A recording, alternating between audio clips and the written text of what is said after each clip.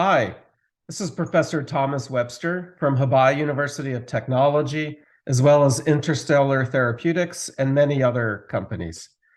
I'm pleased to join my symposium co-organizers, Doctors Cholula Diaz, Garcia Martin, and Medina Cruz, to introduce to you our symposium and tutorial at the IMRC conference in Cancun, Mexico, August 14th to the 19th in 2023. We really wanted to emphasize an important critical problem in our symposium. So our symposium, which is D2, Fabrication of Nanostructures by Physical and Chemical Eco-Friendly Techniques for Biomedical Applications, highlights an emerging, growing area of concern as material scientists.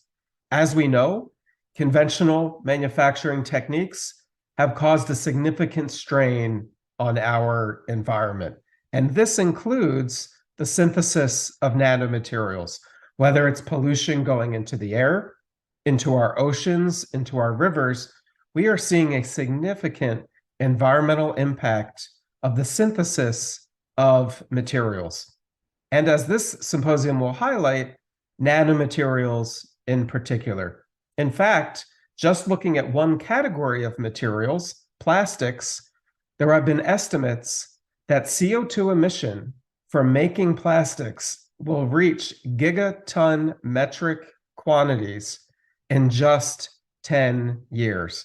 This is a significant increase and will have an even larger impact on global warming and on pollution all around the Earth.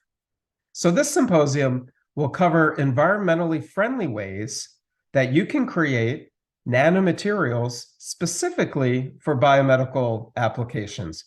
While green technologies have revolutionized many fields of practice, they are few and hard to find in biomedical applications.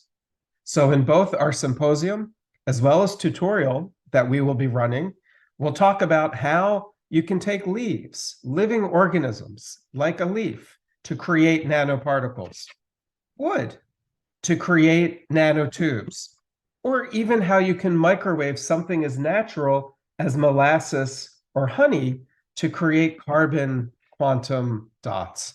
Not only will we discuss and highlight in our symposium and tutorial the green synthesis of nanomaterials, but how they are more useful in disease prevention, detection, and therapy. In other words, we will highlight not only the green synthesis of nanomaterials, but how they're more useful for biomedical applications than those that have been created through toxic chemicals, toxic catalysts through the years. So I hope you'll join me both in our symposium and our tutorial, where we will talk about how you can make safe, environmentally friendly nanomaterials that aid and improve human health. Thank you, and I look forward to seeing you in Cancun this August.